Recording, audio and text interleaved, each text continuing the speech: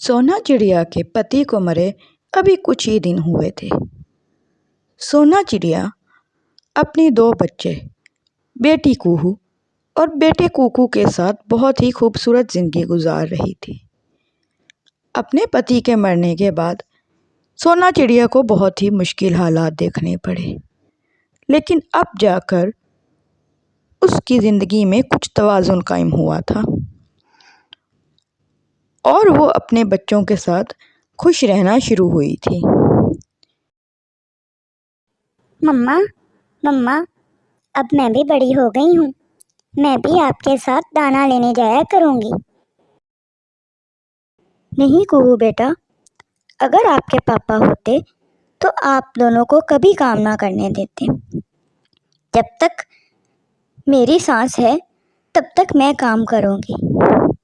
मेरे बच्चों, एक बात हमेशा याद रखना, मुश्किल वक्त आता है, लेकिन उस मुश्किल वक्त में घबराना नहीं चाहिए। अगर आप घबराओगे तो वो मुश्किल वक्त आप पर हावी हो जाएगा। ठीक है मम्मा, हम समझ गए। वो सब मिलजुल कर बहुत ही ज़्यादा खुश रह रहे थे। एक रात जंगल में तेज़ बारिश शुरू हो जाती है।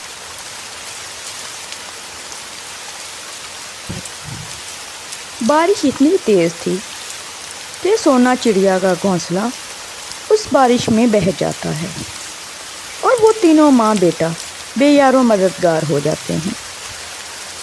वो तीनों माँ बेटा सारी रात बारिश में यूं ही गुजार देते हैं। दिन हो जाता है और बारिश भी रुक जाती है। सोना चिड़िया अपने बच्चों से कहती है, मेरे बच्चों, हमारा घर बह गया है। अब हमारे पास रहने के लिए कोई जगह नहीं है। मुझे तो ये समझ नहीं आ रही कि हम क्या करें। मम्मा, हम दोनों हैं ना, हम दोनों आपका साथ देंगे। हम मिलकर एक पक्का घर बनाएंगे। लेकिन बेटा, उसके लिए भी मेहनत की ज़रूरत है और पैसों की ज़रूरत है। ना ही अब मेरे पास कोई काम है और ना ही पैसे हैं। मुझे समझ नहीं आ रही मैं करूं तो करूं क्या। मम्मा, हम साथ वाले जंगल चलते हैं।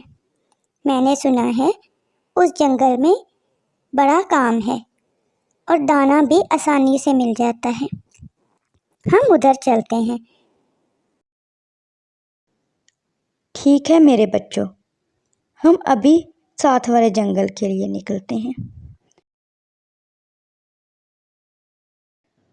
वो तीनों साथ वाले जंगल के लिए निकलते हैं। वो तेज़ तेज़ उठते हैं और कुछ ही देर में वो साथ वाले जंगल पहुंच जाते हैं। वहां जाकर वो देखते हैं कि वहां पर दाना तो बहुत आम है, लेकिन वो सारा दाना किसी एक ही परिंदे के कब्जे में है। वो जाकर एक चिड़िया से पूछती है, चिड़िया बहन, हम इस जंगल में नए आए हैं। हम थोड़ा सा दाना लेने चाहते हैं। हम तीनों माँ बेटा बहुत ज़्यादा भूखे हैं। इतनी देर से उड़ रहे हैं। क्या हमारी आप कुछ मदद कर सकती हैं? नहीं बहन, यहाँ पर एक चील का राज है। वही सब जंगल वालों को दाना बांटती है और सभी परिंदों को उस चील के पास जाकर ही काम करना पड़ता है। आप भी उसी चील के पास जाओ। ये जंगल एक जालिम चील के कब्जे में था। वो चील बहुत ही ज़्यादा जालिम थी और सभी परिंदों से अपने यहाँ काम करवाती थी। सोना चिड़िया अपने बच्चों को वहीं छोड़ती है और खुद उस चील के पास काम मांगने चली जाती है। चील सोना चिड़िया को काम तो दे देती है, लेकिन उससे दिन रात मेहनत करवाती। वो सभी परिंदों से दिन रात मेहनत करवाती थी। सोना चिड़िया की दोस्ती कालू कौवे और गौरी कौवी से होती है। कालू कौवा सोना चिड़िया से कहता है, सोना बहन, तुम इस मुसीबत में कहाँ से फंस गई? हम तो पहले से फंसे हुए थे। कम अज कम तुम्हें नहीं फंसना चाहिए था। कालू भाई, गौरी बहन, मैंने तो सुना था इस जंगल में दाने की कोई कमी नहीं है, लेकिन कभी किसी ने ये नहीं बताया कि इस जंगल पर चील का राज है, वरना मैं अपने बच्चों को लेकर इस जंगल में कभी नहीं आती। लेकिन अब हम करें भी तो क्या करें। वो सारे परिंदे दिन रात मेहनत करते और उसके बदले चील उन्हें थोड़ा सा दाना देती और उनका पक्का घोंसला भी नहीं था। एक दिन सोना चिड़िया ने सब परिंदों को इकट्ठा किया। दोस्तों, क्या हम इतने कमज़ोर हैं कि हम सब मिलकर भी इस चील का मुकाबला नहीं कर सकते? अगर हम इसी तरीके से हार मान के बैठ जाएंगे तो ये चील हम पर और काबिज होती जाएगी। हम सबको मिलकर कोशिश करनी चाहिए। लेकिन सोना बहन, हम करें भी तो क्या करें? हम क्या कर सकते हैं? गौरी बहन, हम सब मिलकर उस चील पर हमला कर देते हैं। वो एक है और हम इतने ज़्यादा हैं, वो हमारा बिगाड़ भी क्या लेगी। लेकिन सोना बहन, हमें उससे बहुत डर लगता है। डरने की ज़रूरत नहीं है, हम कोई ना कोई प्लान बनाते हैं। वो सब मिलकर प्लान बनाते हैं।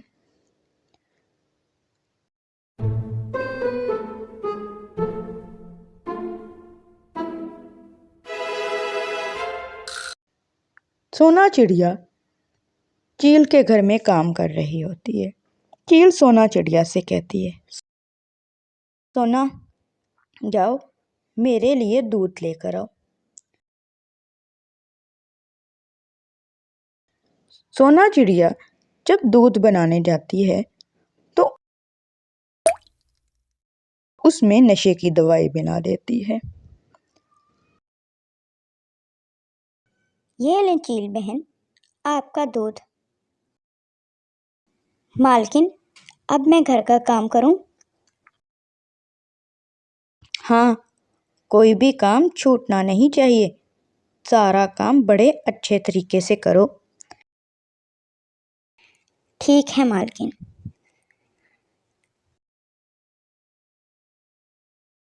जैसे ही चील वो दूध पीती है, चील को नींद आ जाती है और वो सो जाती है। सोना चिड़िया ने बाकी परिंदों को बाहर ही बिठाया हुआ था। बाकी सारे परिंदे आते हैं, चील का घोंसला उठाकर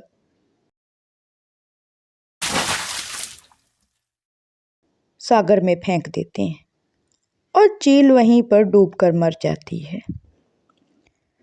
सभी परिंदे बहुत ज़्यादा खुश होते हैं। अब वो जंगल में आज़ादी से अपनी ज़िंदगी गुजार सकते थे और खुशी खुशी रह सकते थे। प्यारे दोस्तों, इस कहानी से हमें ये सबक मिलता है कि हिम्मत करने वालों की कभी हार नहीं होती।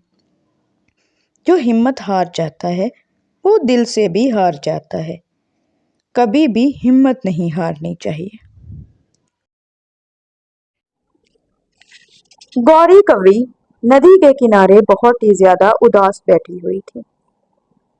सोना चिड़िया गौरी कौवी के पास आती है और उससे पूछती है, गौरी बहन, खैर तो है? आप इतनी ज्यादा चुपचाप बैठी हैं, इतनी ज्यादा उदास बैठी हैं, क्या हुआ? आपको आज से पहले मैंने इतना खामोश बैठे हुए कभी नहीं देखा। सोना बहन, क्या बताऊं मैं आपको, मैं बहुत ही ज्यादा परेशान हूँ। मेरा बेटा है ना बंटी, अब वो जवान हो गया है। मैं बहुत दिनों से उसके लिए एक कवि तलाश कर रही हूँ, लेकिन अपने जंगल में तो कोई अच्छी कवि मिली ही नहीं मुझे। गौरी बहन, अगर आपको बुरा ना लगे तो मैं एक बात कहूँ। हाँ हाँ सोना, बुरा मानने वाली क्या बात है इसमें? तुम बताओ, क्या बताना चाहती हो? गौरी बहन, मेरी माँ वाले जंगल में एक कवि रहती है, मुन्नी नाम है उसका। अगर आपको बुरा न लगे तो मैं आपके बेटे बंटी की उससे बात चलाती हूँ। वो काम काज तो सारा कर लेती है ना? घर का काम काज तो करना आता है ना उसको सारा? दाना भी ढूंढना आता है ना उसको? हाँ हाँ गौरी बहन, वो सारा काम कर लेती है, लेकिन एक बात मैं पहले ही आपको बता दूं, वो बिन माँ बाप की बेटी है। दहेज वो कुछ नहीं दे सकेंगे, उसके माँ बाप नहीं है, वो अनाथ बच्ची है। कोई बात नहीं सोना, हम अभी चलते हैं, बल्कि मेरे बेटे बंटी को भी साथ ले लेते हैं। हम अभी चल के उस कवि को देख आते हैं, बल्कि अगर पसंद आती है तो ब्याह कर साथ ही ले आते हैं। नहीं नहीं गौरी बहन, अभी नहीं, अभी रात होने वाली है। और आप अपने पति कालू जी से भी बात कर लें, कहीं कालू भैया को बुरा ना लग जाए। वो दोनों वहां से चली जाती हैं। रात हो जाती है। गौरी कौवी अपने पति कालू कौवे से कहती है, कालू जी, आज मुझे नदी पर सोना चिड़िया मिली थी। बातों ही बातों में उससे बंटी के रिश्ते की बात हुई। उसने बताया है कि उसके माँ वाले जंगल में एक बड़ी ही प्यारी कौवी रहती है। बंटी की शादी? ऐसे कैसे तय कर दी तुमने बंटी की शादी? वो कौवी अमीर तो है ना, दहेज तो अच्छा लाएगी ना? नहीं नहीं, अमीर नहीं है, अनाथ है वो कौवी, दहेज नहीं ला पाएगी, लेकिन घर का सारा काम कर लेती है। मम्मा, मैं अमीर कौवी से ही शादी करूंगा, आप मना कर दे सोना को। बेटा, ये जो गरीब घर की कौवियां होती हैं, वो बड़े काम करती हैं। वो हमारे घर का सारा काम करेगी और हमारे लिए दाना भी वही लाया करेगी। तुम परेशान ना हो, बस तुम तैयार हो जाओ। अगले दिन गौरी कौवी अपने बेटे बंटी कौवे को साथ लेती है और सोना चिड़िया के साथ उस कौवी के पास पहुंच जाती है। सोना जाकर मुन्नी कौवी से कहती है, बेटा मुन्नी, हम आपके लिए रिश्ता लाए हैं। ये गौरी है, मेरे वाले जंगल में रहती है, और ये उसका बेटा है बंटी। इसी का रिश्ता लाए हैं तुम्हारे लिए। मुन्नी कौवी शर्मा जाती है। मुन्नी कहती है, सोना आंटी, आपको तो पता है मेरा इस दुनिया में कोई भी नहीं है। मेरे माँ बाप बचपन में ही चल बसे थे, इसलिए मुझे दहेज देने वाला कोई भी नहीं है। दहेज? हम तो दहेज पर लानत भेजते हैं बेटा।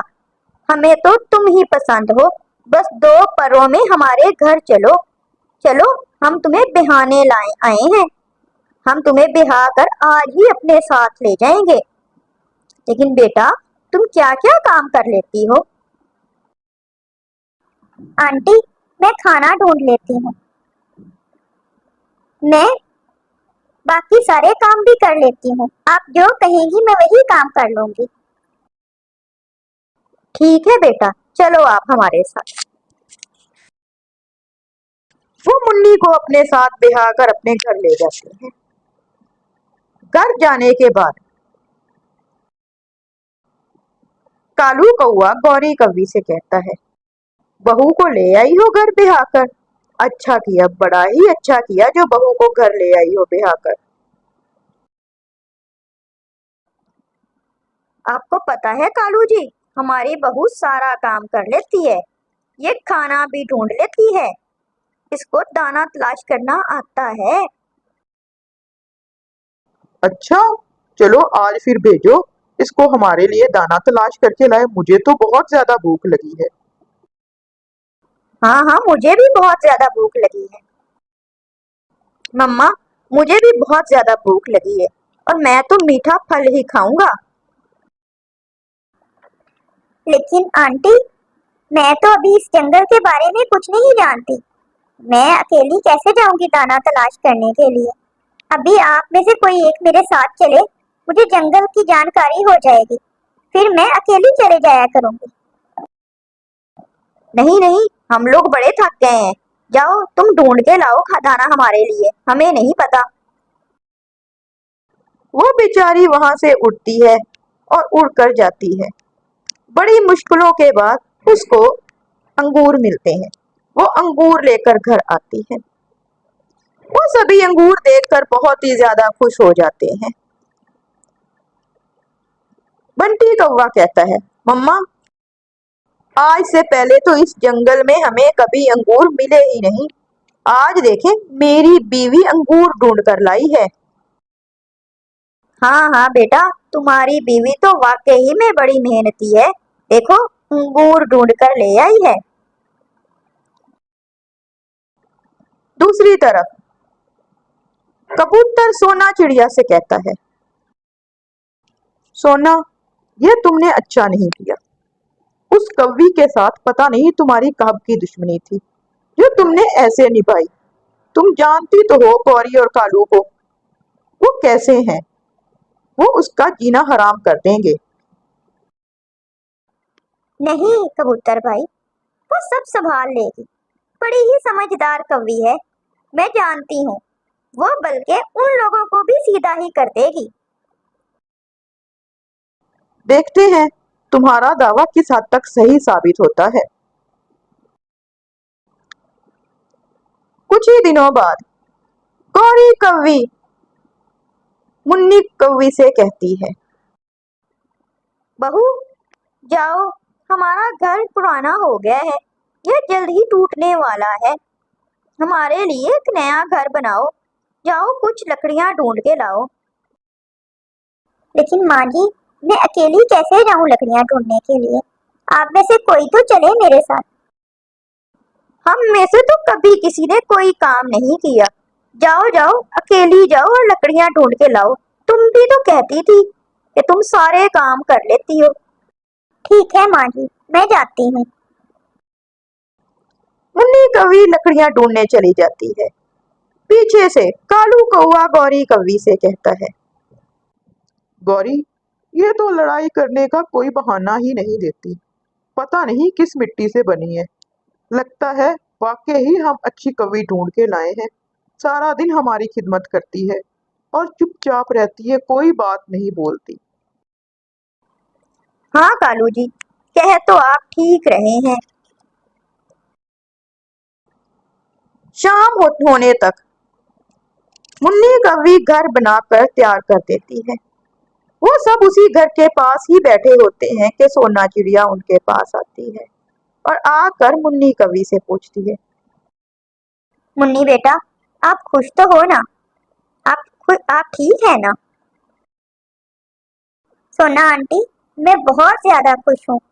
मेरे सास ससुर मेरा बहुत ज्यादा ख्याल रखते हैं और मेरा पति तो मेरे मुंह की तरफ देख रहा है होता है हर वक्त। आप फिक्र ना करें, मैं बहुत ज्यादा खुश हूँ।